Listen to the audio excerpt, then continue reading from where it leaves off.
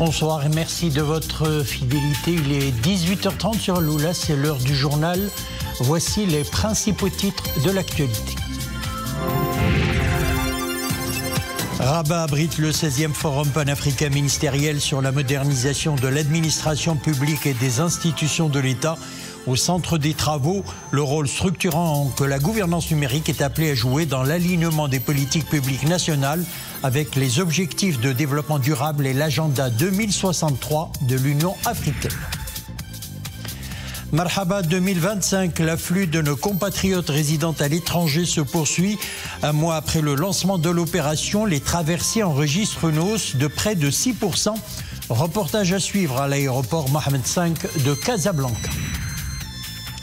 Et l'une des destinations estivales qui continue à drainer un nombre important de touristes nationaux et étrangers, Tanger, la cité du Détroit. Ces multiples attractions constituent de véritables curiosités touristiques.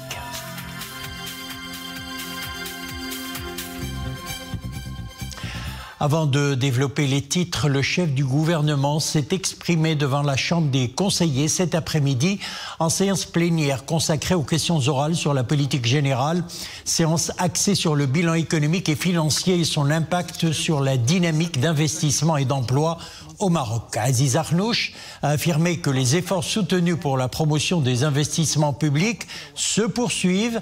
Ils sont passés de 230 milliards de dirhams en 2021 à près de 340 milliards de dirhams en 2025. Le chef du gouvernement a également précisé que l'exécutif s'attelle à l'accélération des grands chantiers visant à garantir la sécurité hydrique et alimentaire, et ce, par l'accélération de la cadence de la mise en œuvre du programme national d'approvisionnement en eau potable et d'irrigation 2020-2027, dont une enveloppe de 18 milliards de dirhams en 2025 est dédiée. Le soutien du Royaume du Maroc à la cause palestinienne sous la conduite de Sa Majesté le roi Mohamed VI, président du comité Al-Quds, est constant et capital. C'est ce qu'a affirmé aujourd'hui à Rabat le président du département des droits de l'homme et de la société civile, membre du comité exécutif de l'Organisation de libération de la Palestine, Ahmed Saïd Ahmed Al-Tamimi, dans une déclaration à la presse à l'issue de sa rencontre avec le ministre des Affaires étrangères, de la coopération africaine et des Marocains résidant à l'étranger, Nasser Bourita. Le responsable palestinien s'est félicité des relations séculaires liant le royaume à l'autorité nationale palestinienne, ainsi que du soutien constant que le Maroc ne cesse d'apporter à la cause palestinienne sous la conduite de Sa Majesté le roi Mohamed VI, ainsi que sous les règnes des regrettés souverains Feu Sa Majesté Mohamed V et Feu Sa Majesté Hassan II, et d'ajouter que les entretiens fructueux avec Nasser Bourita ont porté sur plusieurs questions relatives à la situation du peuple palestinien, notamment les répercussions du blocus israélien, la levée du gel des fonds de l'autorité palestinienne et l'arrêt des violations israéliennes aux postes frontières. La modernisation de l'administration publique et des institutions de l'État au cœur de la 16e édition du Forum panafricain ministériel sur la modernisation de l'administration publique et des institutions de l'État. Le Forum entend offrir une plateforme de réflexion pour repenser en profondeur les systèmes de gouvernance publique et de débattre des enjeux prioritaires dans la perspective de l'atteinte des objectifs du développement durable. Amin El-Mkhida, Al-Arwi Neri et Iman Eblo. Un rendez-vous qui se tient dans un contexte décisif. L'Afrique est à 5 ans de l'échéance fixée par l'agenda 2030 des Nations Unies pour atteindre les objectifs de développement durable. À ce jour, le continent est loin du compte. L'Afrique est à 6% des cibles mesurables et atteignables pour 2030. Ce constat de déficit de mise en œuvre des ODD nous a amené à organiser ce forum pour équiper, pour outiller et pour donner les outils et les méthodes qu'il faut aux dirigeants africains pour implémenter et accélérer la mise en œuvre des ODD. Ce forum, le 16e du genre, se veut donc un moment fort pour impulser une nouvelle dynamique de réforme au sein des institutions publiques africaines. Il permet de confronter les expériences et de débattre des enjeux prioritaires, la transition numérique, la performance publique, le financement vert ou encore l'inclusion économique et sociale.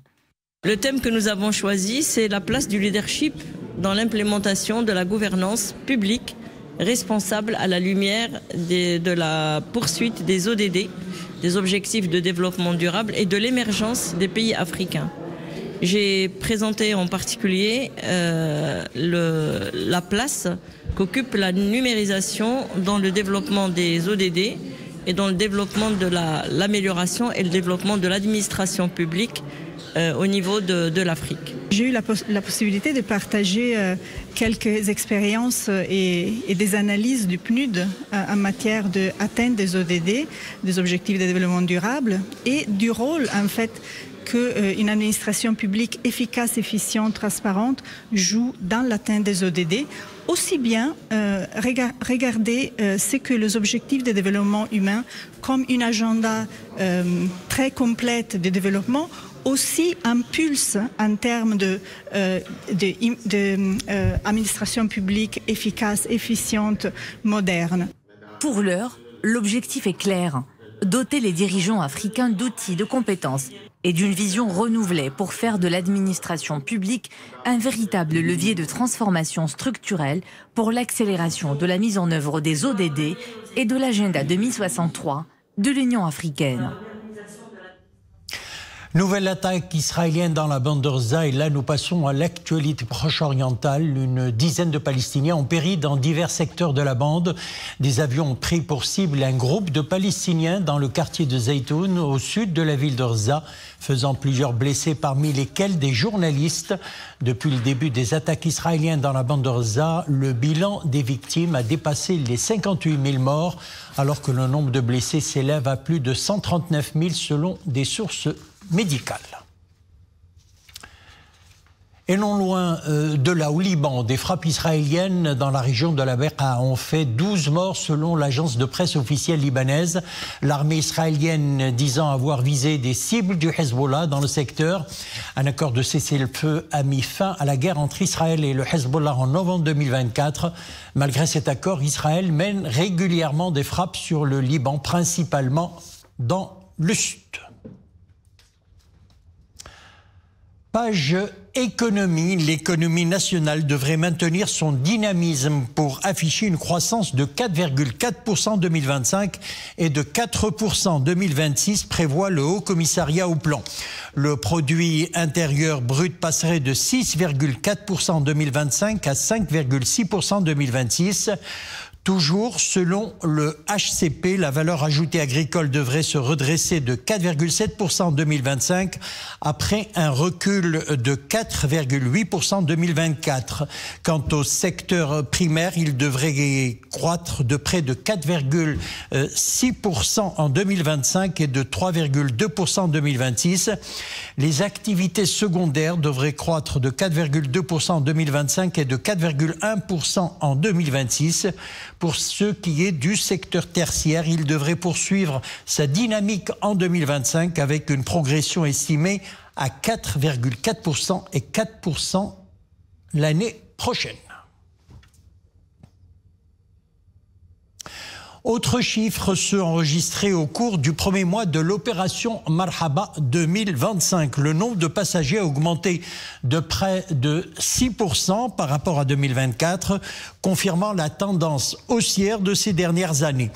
À l'aéroport Mohamed V de Casablanca, tout est mis en place pour un meilleur accueil des Marocains du monde, pour garantir un passage fluide et chaleureux. Reportage Achour Ben Saoud, Fatiha Oumrar et Zakaria Moqin Billah. À l'aéroport Mohamed V de Casablanca, les arrivées des Marocains du monde augmentent crescendo en cette période. À l'accueil de nos compatriotes de l'étranger, des agents de la Fondation Mohamed V pour la solidarité, orientation, conseil et écoute, tout est mis en œuvre afin de fluidifier le transit. Nous avons fait une escale en Espagne. Nous sommes ravis de retrouver le pays. Cela fait 4 ans que nous ne sommes pas rentrés. C'est une grande joie. Les enfants sont également heureux. Chaque été, nous rentrons au Maroc afin de rendre visite aux proches. C'est devenu une habitude. Nous planifions notre programme bien à l'avance. Le Maroc évolue d'année en année.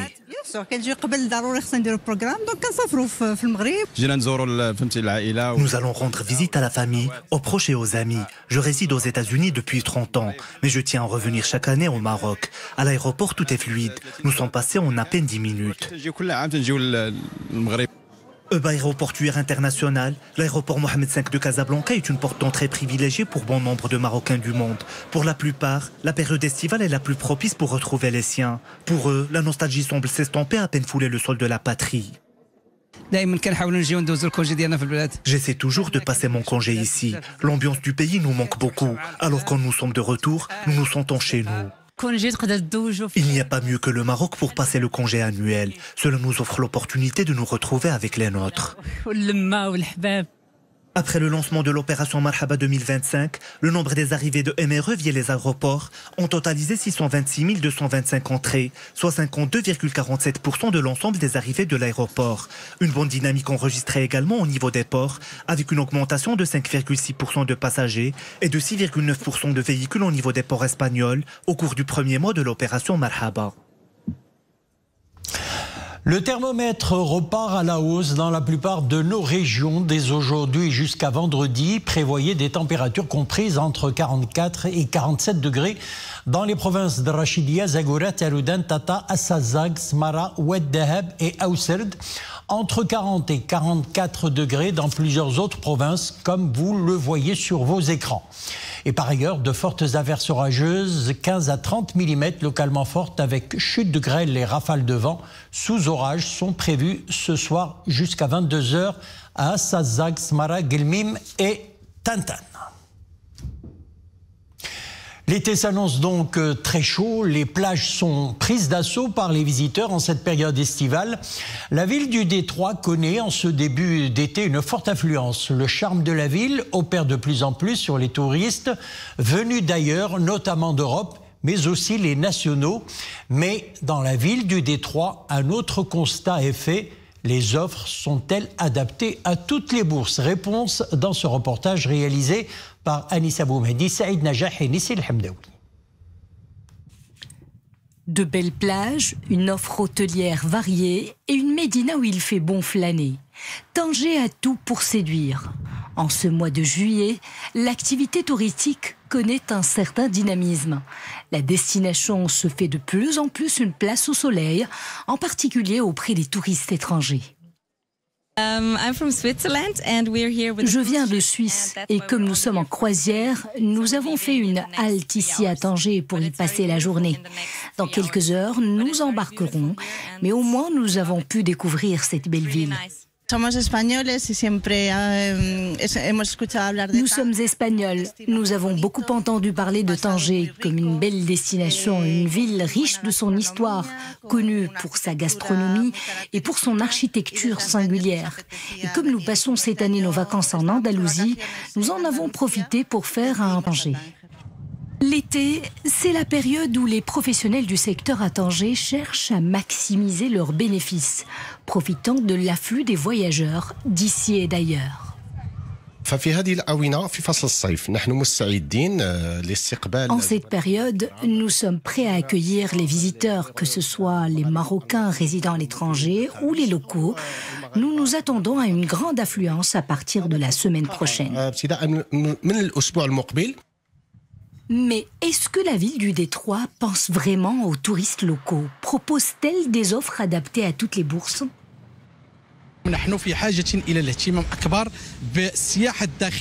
Tanger gagnerait à accorder beaucoup plus d'intérêt au tourisme interne à travers des offres alléchantes moyennant des packs qui incluent le transport, l'hébergement et les loisirs.